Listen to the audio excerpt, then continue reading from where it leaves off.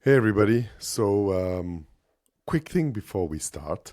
This is the AI Cookbook. To my knowledge, it's the only bilingual podcast about AI. We do it in English in the AI Cookbook, and in German it's called das KI Kochbuch. So if you have friends and colleagues or anybody who prefers another language, send them over. Same show, same stories, and most of the time, relatively same bitching about people who don't use AI. This podcast is also produced by Verhota AI. That is our AI consulting firm. We work with companies from manufacturing to pharma, from, family owned Mittelstand to global enterprises. A big percentage of our business is in the DACH region. So we try to bring you stories of what we see in terms of AI adoption in Germany, Austria, Switzerland, etc., but also abroad because we also work with international companies. And what you hear on the show is what we actually learn in the field, what we see every day with customers, real problems. And most of the time, when we bring stories about latest developments in AI, we try to correlate it with problems that we see with companies. So let's deep dive into the episode.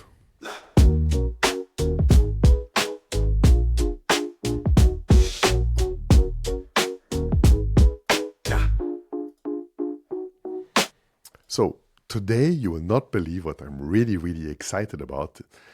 I'm really excited about Excel. Okay, I'm leaving this podcast right away. Wait, hear me out. I'm going to make the thesis that Excel, Copilot in Excel, is one of the most powerful AI adoption tools that you can give your employees. Now, I know Excel. Okay, it's the thing you've been using for 20 years. You don't complain. Actually, most companies run on Excel. Okay. And funnily enough, for the last 3 or 4 weeks, I've been doing a trick in every single workshop.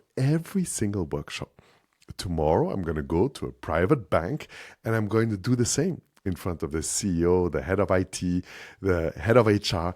And I'm telling you, they're all going to fall off their chair because it's always happening the last couple of weeks. So here's the trick.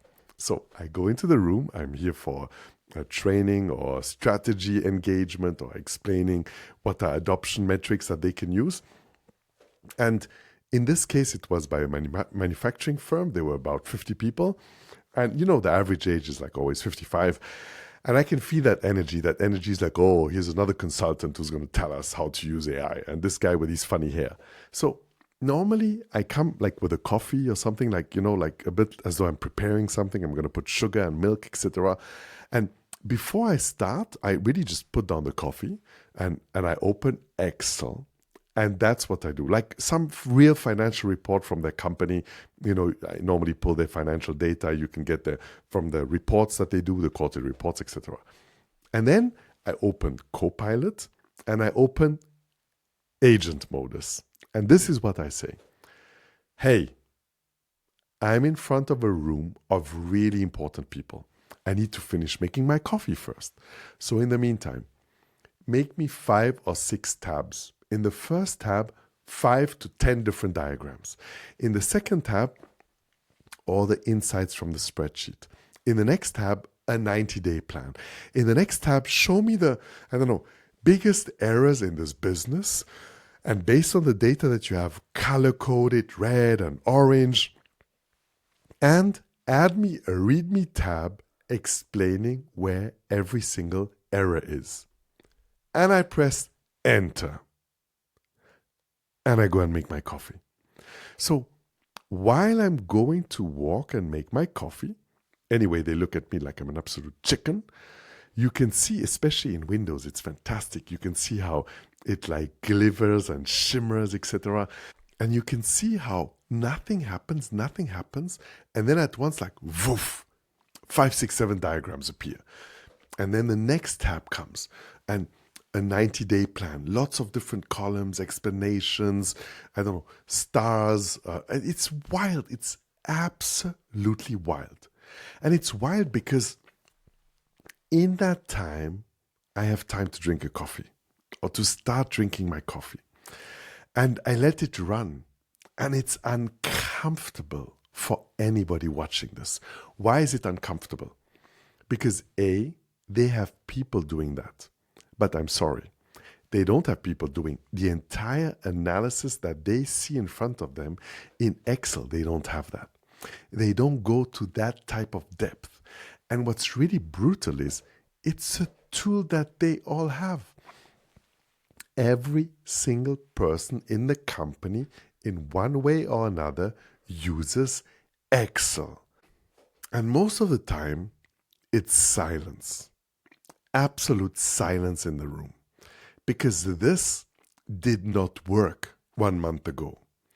And if they know that agent modus in Excel worked, they never thought of parallelizing things, of doing multiple things at the same time. And they never thought of generating insights, a 90-day plan, all the next steps that they would normally do outside of Excel. For me, the Trojan horse of AI adoption lies in Excel. So yeah, people, episode 116 of the AI Cookbook. So yeah, action, let's go. Flip the switch, the circuit's live. Digital dreams, they thrive and strive. Recipes coded to feed your mind, serving knowledge of the AI kind. Welcome to the AI Cookbook Show, where the data streams and the insights flow. Tune in slow, let the rhythm grow. For every soul in the know and those who don't. Trojan horse of adoption. Okay, multiple reasons. Let's take 3. Consultants always speak in 3 because our brain is very small, so we can remember 3 things. Zero behavior change. Like even if you give people Copilot or ChatGPT or Claude, it doesn't matter. They are working in certain platforms, in Word, in Excel, in PowerPoint, doesn't really matter. Oh, now I need to go outside and go to an AI, and how do I get my information in there, etc. Now, there is zero behavior change. And there's zero behavior change not for 2 people. There's zero behavior change for 750 million people. Because currently, 750 million people use Excel. Your CFO lives in Excel, your sales team reports everything in Excel, and it doesn't matter if you're in production, R&D, controlling sales, marketing, you use Excel. And Copilot shows up right there. Boom, the ribbon, no new app, no new login, the smallest possible behavior change. Now, the second reason is, what's the reason why people come and pull out their laptops? Like, I've really done now hundreds of workshops, AI adoption workshops, C-level workshops, it doesn't matter. Usually people nod. Sometimes, they'll take out their phone and take a picture. But with Copilot in Excel, last month, since I started doing that trick, every time you have a few people who pull out their laptop in that moment because they see the easiness of doing it. Hey, I was in a call with a banker, somebody working at the bank a few days ago, where I was showing that also. And at the end of this entire demonstration, that lady said, hey, I just did it also. I'm flabbergasted in that moment. Like she didn't wait until the end of the call. She did it in that moment. So this is a way for them to right away try it. And they can't go back to work in the same way because they now have to think out of the box. Oh my God, I did not know that I have all these capabilities in Excel. And for those where it doesn't work, like maybe you're listening to this podcast and you're trying this right away, and you say, oh, it doesn't work, what this guy is doing, is you need to switch to agent modus. Now, agent modus is you need to press on the button and there's a drop down, which I don't know, the problem is I can only tell you in German because my Excel is in German, right? But in Excel in German, you have a button which is kind of saying like edit with Excel. Sometimes it's still written, agent modus, depends a bit on the version that you're using. But funnily enough, one thing that does not pop up at all when people use Excel as a Copilot in Excel is the data security dinosaur. You know that data security question when you teach people how to use Copilot properly, or I don't know, ChatGPT or Claude, it doesn't really matter. Oh, what about my data security? Or somehow the data security dinosaur does not exist in Excel. Yes, normally the question comes like, can I trust the data? An AI can basically not even do 1 plus 1. How can it do all this analysis? Well, one of the things that will comfort you is it uses Python scripts. Okay, but why don't they ask about the data security dinosaur? It's because it's their environment. It feels safe. It is safe, GDPR compliant. The data stays in their tenant. It's not used for training. But they know the same when you show them Copilot, but somehow these questions don't pop up with Excel. Now, I know that not many AI evangelists are making this case. Gartner isn't saying this, Forrester isn't saying this. Hey, why? Because consultants make a lot of money on complexity. Like, oh, you have a use case that's super difficult. We're going to work on it for half a year. Yes, consultants love this. We make a lot of money on these super difficult use cases. Or recommending an enterprise architecture for AI. My God, that's a half a year project if you want. But what I'm seeing in the field every week in the last month, banks in Vienna, manufacturers in Vorarlberg, food producers in Switzerland, pharma companies in Switzerland, they all somehow did not know that since last month, Copilot in Excel has become a weapon.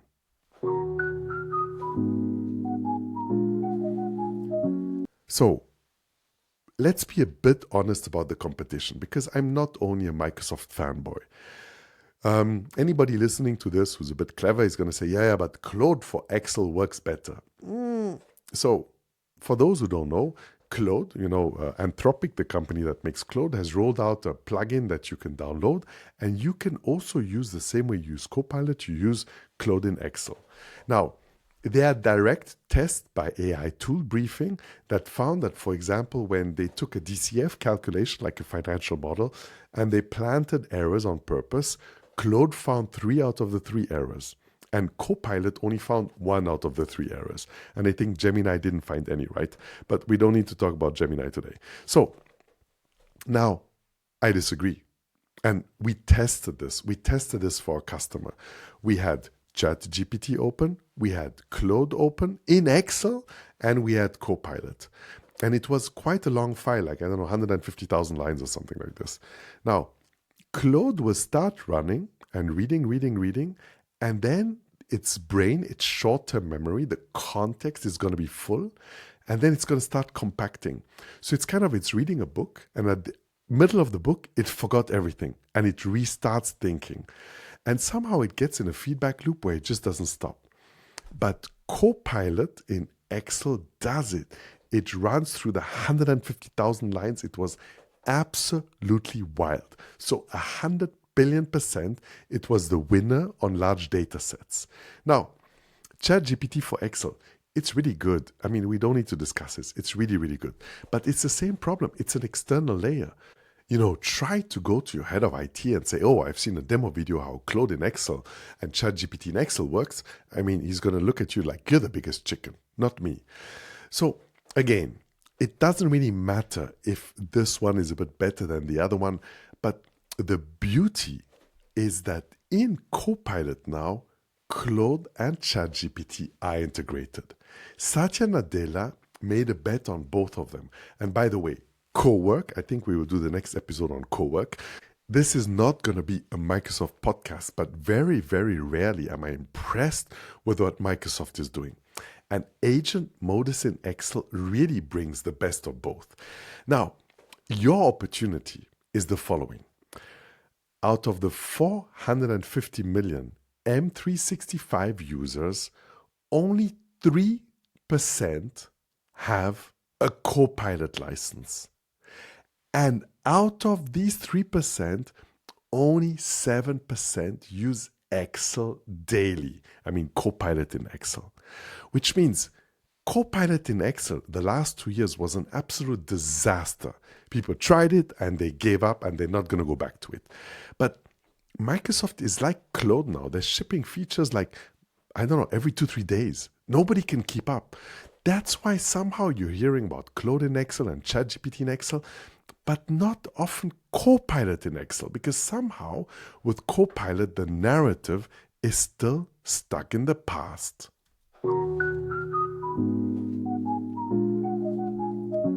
Okay, so what are you going to do Monday morning or tomorrow morning when you go back to the office? First of all, open Excel and check if you have the button. You know that ribbon, that Copilot ribbon. And if you don't have it, it's because you don't have an M365 license.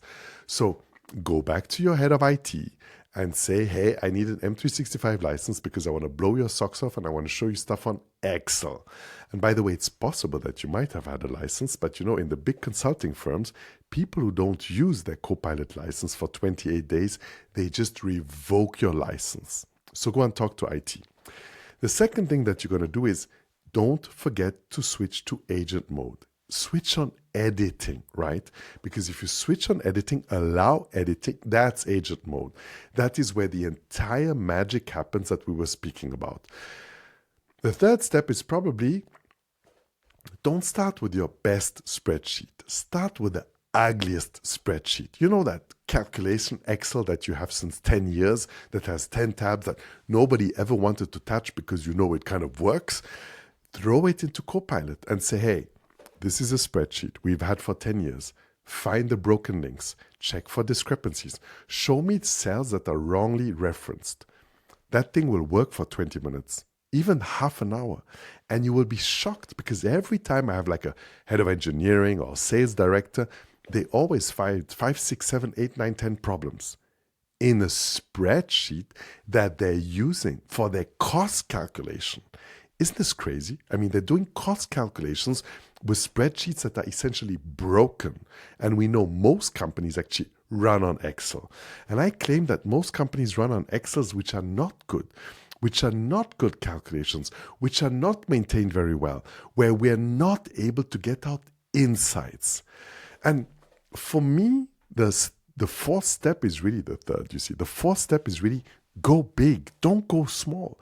Don't ask for one formula. Don't ask for one pivot table. Ask for 10 charts, a 90-day plan, the insights, color code everything, etc. Make me a README tab at the end where you explain everything that you did. Because for me, agent modus is not hand-holding. It plans, it executes, it shows you what you did. You can undo steps, okay? You can create real Excel objects, real pivot tables, real charts, formulas, etc. It's fantastic. Try the formatting trick, by the way. Take any messy table or just a table when you open it and then say, hey, no joke, make this beautifully sexy. Top 10% in green, bottom 10% in red, add percentages, bars, etc. And in 2 minutes, even just this will make your data look really incredible. And alone, this changes the way that people engage with numbers.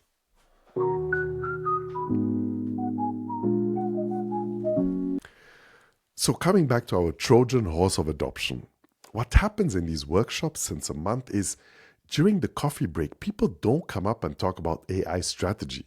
I mean, you get called in to talk about, how to segregate data, how to prepare data for LLMs, different data formats, but they come and they ask about Excel. Hey, show me that Excel thing again. And for me, that is real adoption. It's not a strategy deck. It's not a one prompt. It's not a prompt library. And that moment, that Trojan horse of adoption of AI, it's already on your desktop. Teach it to your 5 friends. Teach them to switch the drop-down from chat only to allow editing. And then go and get your coffee. I'm Malcolm Vechota. This is the AI Cookbook Show, live from Bregenz. Actually, we have a brand new studio set up. You don't see it, but around me are like lots of diffusers and absorbers and a new mic setup. Thank you to my wonderful friend Chebi for having set up everything, who himself owns a brand, a music studio, new console and everything. I hope the sound is better. I hope it's going to be more consistent from now on. And yeah, most wonderful greetings from Austria. Take care. All the best.